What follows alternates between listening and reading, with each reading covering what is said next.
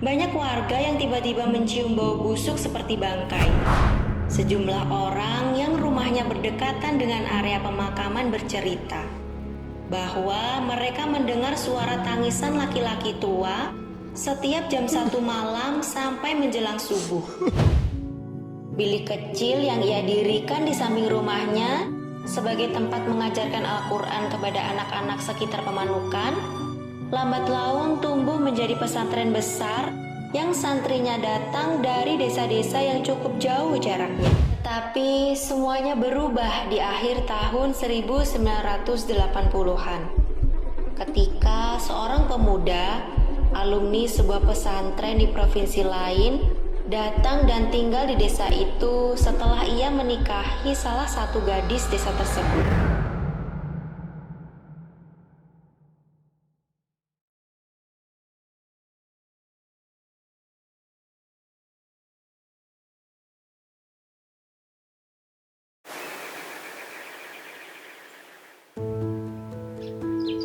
Assalamualaikum warahmatullahi wabarakatuh, sahabat Al-Hikmah Mustika Nulaku. Kembali lagi di segmen cerita misteri. Seperti biasa, aku akan berbagi cerita-cerita yang tentunya berasal dari kisah nyata. Dan FYI, bahwa seluruh nama tokoh, tempat kejadian, dan unsur lain yang berkaitan dengan cerita sudah kami samarkan untuk melindungi privasi pihak-pihak yang bersangkutan. Namun, jika ternyata ada kesamaan nama tokoh, tempat kejadian, dan segala hal yang berkaitan dengan cerita, itu bukanlah unsur kesengajaan. Oke, kali ini aku akan membawakan sebuah cerita yang berjudul Akhir yang Tragis.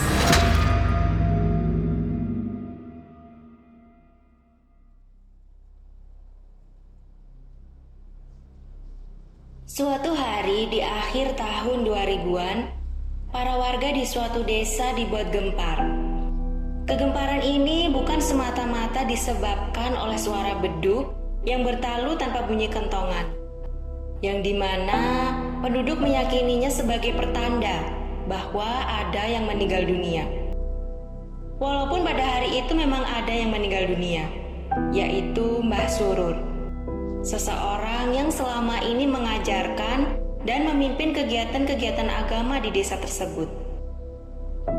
Sebenarnya warga desa sudah mengantisipasi berita kematian Mbah Surur, karena beliau memang telah sakit-sakitan parah sejak 3 bulan lalu dan semua dokter yang menanganinya sudah angkat tangan. Dalam seminggu terakhir, Mbah Surur bahkan hanya bisa berbaring koma di rumahnya. Kegemparan itu muncul karena peristiwa-peristiwa aneh yang dilihat dan dialami warga desa selepas pengumuman berita kematian Mbah Surur.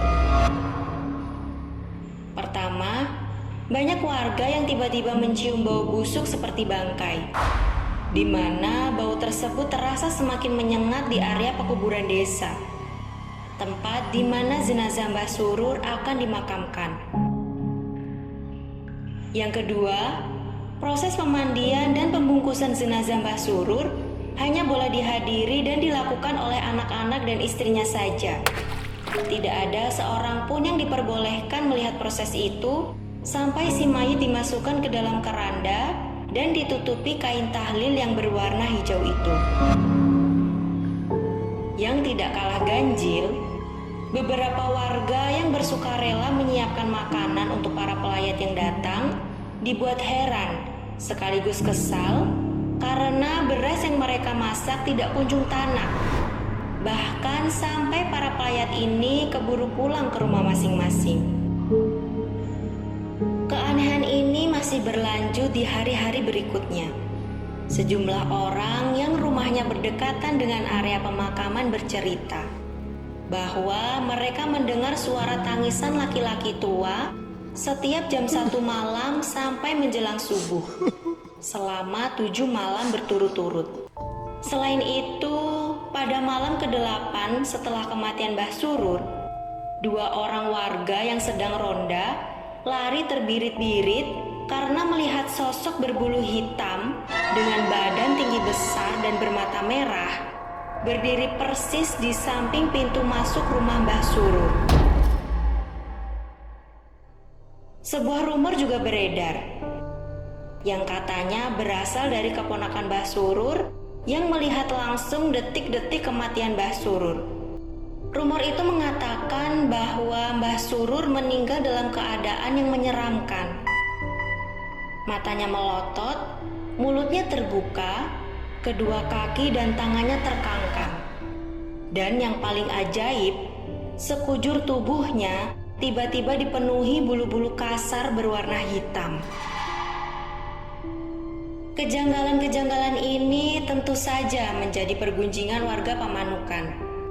Orang-orang tidak habis pikir, mengapa hal-hal aneh ini bisa terjadi kepada Mbah Surur.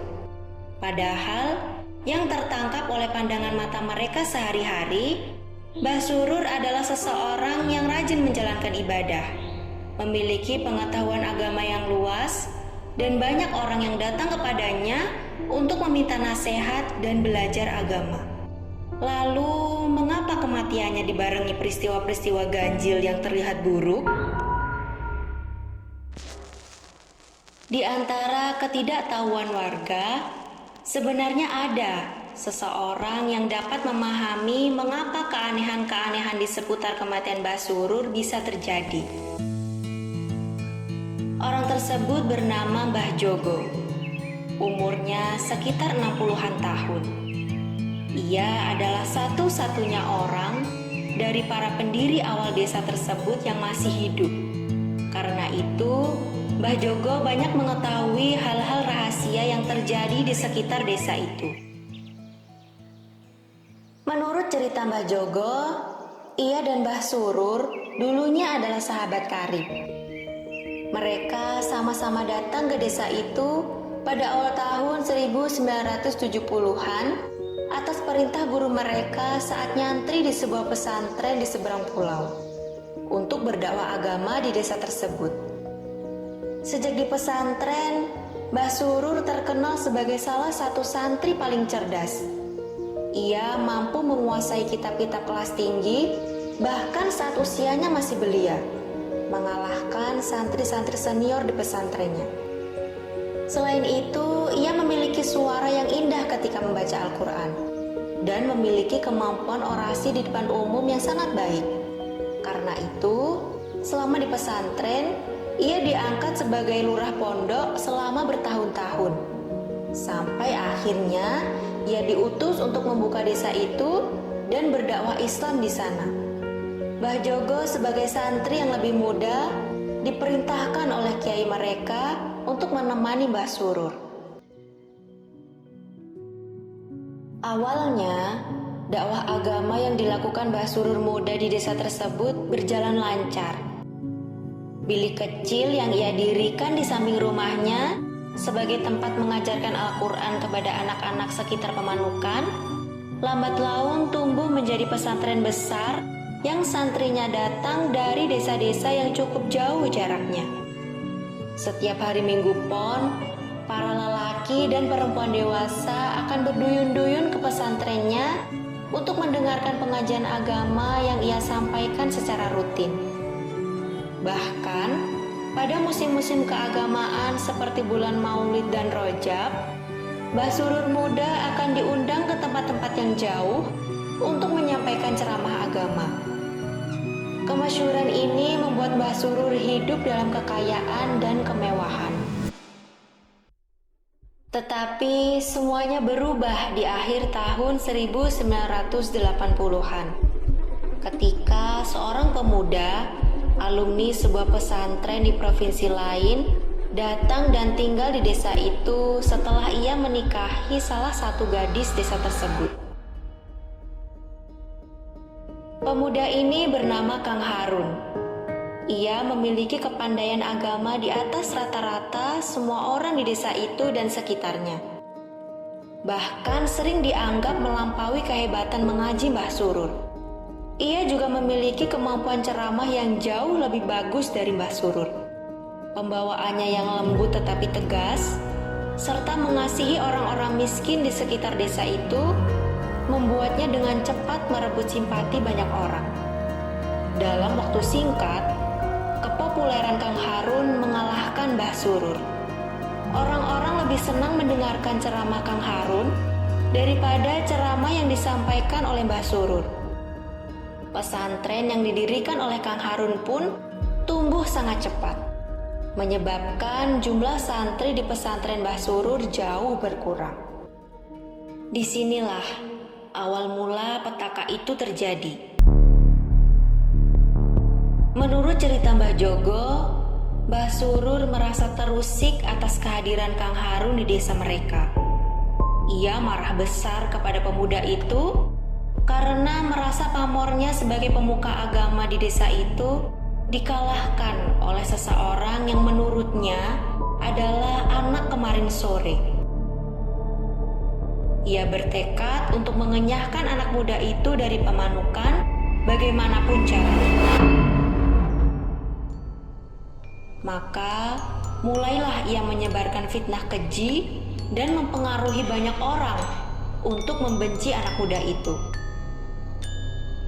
Tetapi berbagai fitnah yang ia sebar justru membuat popularitas Kang Harun semakin naik dan pesantrennya semakin besar. Yang mana hal ini membuat Mbah Surur semakin kebakaran jenggot dan hilang akal sehatnya.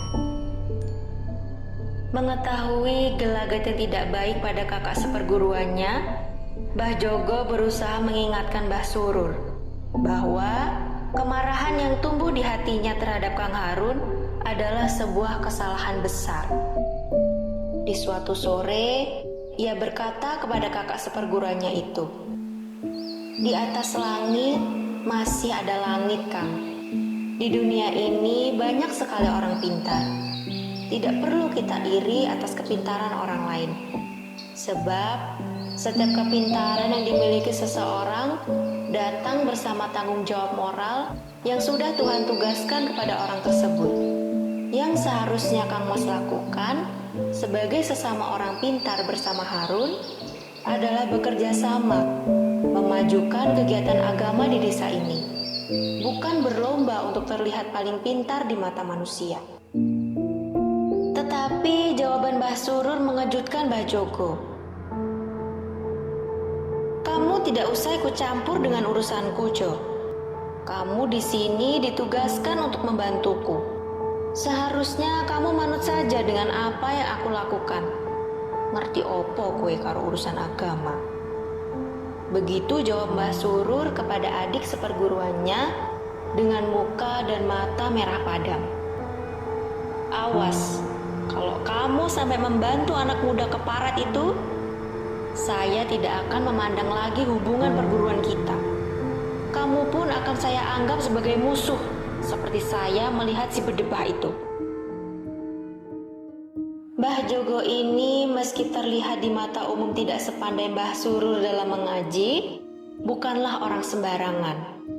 Ia memiliki mata batin yang kuat, sehingga bisa melihat dan mengerti hal-hal yang bersifat halus dan sulit diserap oleh panca indera orang-orang kebanyakan. Tetapi Mbah Jogo berusaha menutupi keahliannya ini dengan berpura-pura tidak bisa mengaji dan lebih senang mendengarkan tembang-tembang Jawa dan cerita wayang dari radio kecil yang selalu ia bawa kemanapun ia pergi. Mbah Jogo tahu bahwa Mbah Surur telah menggunakan cara-cara hitam untuk mengusir Kang Harun dari desa mereka. Dengan ilmu yang ia pelajari secara diam-diam saat masih berada di pulau seberang, ia bersekutu dengan bangsa jin untuk mencelakai Kang Harun. Beberapa hari kemudian, Kang Harun jatuh sakit. Perutnya kembung seperti ada panci besar yang masuk ke dalamnya. Setiap jam 6 sore sampai jam 6 pagi, perut itu akan bergerak-gerak sendiri, sehingga Kang Harun akan berteriak dan meregang kesakitan di atas ranjangnya.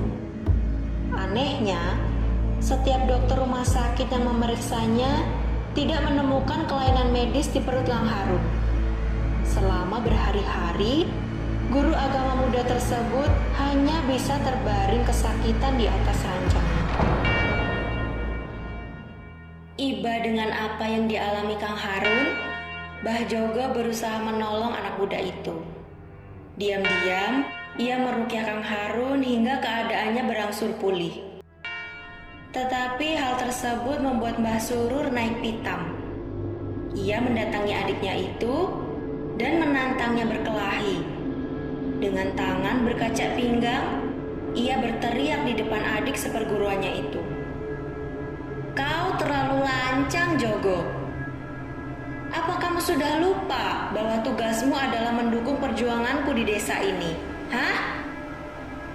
"Maafkan saya, Kang Surur," jawab Mbah Jogo. "Guru memang menugaskan saya untuk mendukungmu. Tetapi hal itu saya lakukan selama kamu berjalan dalam kebaikan. Ketika kamu tersesat, maka tugasku adalah mengingatkanmu." "Kurang ajar kowe, Jogo. Berani kamu menyesat-nyesatkanku sekarang ya? Ingat kata-kataku. Jika kamu bersikukuh membela anak bangsat itu, maka kamu pun akan saya anggap sebagai musuhku. Saya tidak akan segan-segan mencelakaimu." Sejak sore itu, Mbah Surur menghilang selama seminggu dari Pamanukan. Rupanya ia pergi ke pulau seberang untuk meminta bantuan beberapa orang pintar di sana untuk mencelakai Kang Harun dan adiknya, yaitu Mbah Jogo. Pada hari ketiga setelah Mbah Surur menghilang, Mbah Jogo sakit keras, diikuti oleh istri dan anak sematawayang mereka. Sakit mereka sama, batuk yang amat berat, disertai muntahan darah. Kang Harun juga demikian, mengalami sakit mendadak yang serupa. Keesokan harinya, Kang Harun, istri Mbah Jogo, dan anaknya meninggal dunia. Sementara Mbah Jogo, karena kekuatan batin yang ia miliki, berhasil sembuh dari sakit tersebut. Tetapi kejadian itu membuatnya sangat terpukul. Sejak itulah ia menjauhkan diri dari keramaian. Ia memutuskan hidup di pinggiran desa, ditemani raden kesayangannya dan sebidang tanah tempat ia bercocok tanam. Mbah Jogo tidak lagi bertegur sapa dengan Mbah Surur, kakak seperguruannya itu. Setelah kematian Harun, Mbah Surur semakin menjadi-jadi. Ia semakin haus dengan kemewahan dan kekuasaan. Siapapun yang ia anggap akan menghalangi mencapai kekuasaan dan kemewahannya, akan dengan mudah ia celakai secara batin. Ia bahkan bersekutu dengan bangsa jin untuk mendukung kekuasaannya dan mendapatkan kekayaan harta benda secara singkat. Berbagai bantuan dari donatur dan pemerintah mendadak mengucur kepadanya untuk pembangunan pesantren yang ia kelola. Tetapi karena ketamakannya, uang pembangunan itu lebih banyak ia gunakan untuk memperindah rumahnya, yang terlihat seperti istana dan jauh lebih megah dari pesantrennya sendiri. Yang lebih keji, Mbah Surur sering memanfaatkan kekuasaannya sebagai ahli agama untuk melecehkan para santri perempuan yang mengaji kepadanya, dengan kedok menjalankan ritual agama. Beberapa santri perempuan ia buat hamil, dan untuk menutupi kebejatannya itu, ia menikahkan santri yang hamil tadi dengan santri laki-lakinya secara paksa. Dan jika menolak dinikahkan, maka ia akan buat santrinya itu gila, sehingga ia punya alasan untuk memulangkan santri tersebut ke rumah orang tuanya. Kebejatan yang dilakukan oleh Mbah Surur bukan tidak diketahui beberapa warga desa dan para orang tua yang anak perempuannya dilecehkan oleh Mbah Surur. Tetapi tidak ada orang yang berani dan mampu melawan Mbah Surur. Selain mereka takut dengan kesaktian hitam yang dimiliki Mbah Surur, orang tua ini juga mengamalkan ilmu hipnotis yang dapat membuat orang-orang yang bicara kepadanya akan seketika tunduk dan patuh belaka. Yang bisa dilakukan oleh orang-orang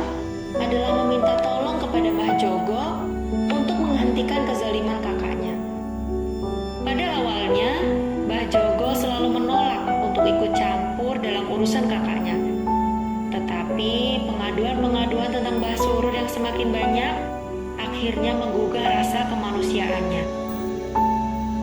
Setelah berdoa panjang dan bermunajat kepada Tuhannya, Mbah Jogo pun bertekad untuk menghentikan kezaliman yang dilakukan oleh kakak seperguruannya itu, dengan segala resiko yang akan ia terima nanti. Maka diam-diam Mbah Jogo menemui sejumlah orang yang ia tahu memiliki kejernihan hati dan keikhlasan untuk membela kebenaran. Setelah waktunya tiba, secara diam-diam dan hati-hati, Mbah Jogo dan teman-temannya melepaskan simpul-simpul perjanjian yang dilakukan oleh Mbah Surur dengan para jin di alam gaib. Butuh waktu 6 purnama bagi Mbah Jogo dan teman-temannya untuk melakukan hal ini. Sebab segala tindakan harus diperhitungkan dengan matang dan tanpa sepengetahuan siapapun. Ruqyah rahasia yang dilakukan oleh Mbah Jogo akhirnya membuahkan hasil. Setelah purnama ke-6, semua simpul berhasil dilepas. Dan Mbah Surur pun kehilangan kedikdayaannya. Ia jatuh sakit selama kurang lebih 3 bulan tanpa bisa disembuhkan oleh para dokter yang menanganinya. Sakit yang kemudian berujung pada kematiannya yang menyeramkan itu.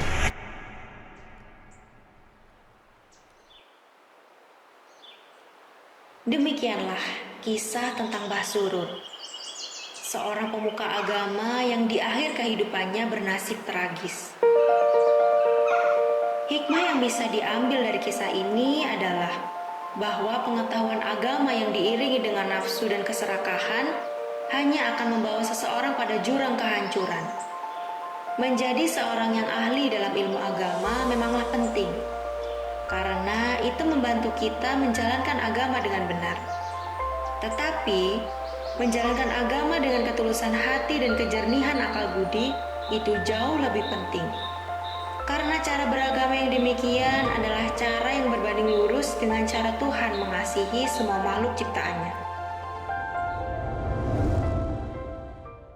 Oke sahabat Al-Hikmah Mustika Ninglaku, terima kasih sudah menonton video ini. Jangan lupa untuk like, komen, dan share untuk membantu channel ini untuk semakin berkembang lagi. Dan untuk sahabat yang belum bergabung, silahkan klik tombol subscribe karena satu subscribe dan share dari kalian adalah dukungan nyata untuk fakir miskin dan yatim piatu. Nyalakan juga loncengnya supaya sahabat gak ketinggalan video-video terbaru dari kami. See you in the next video. Wassalamualaikum warahmatullahi wabarakatuh.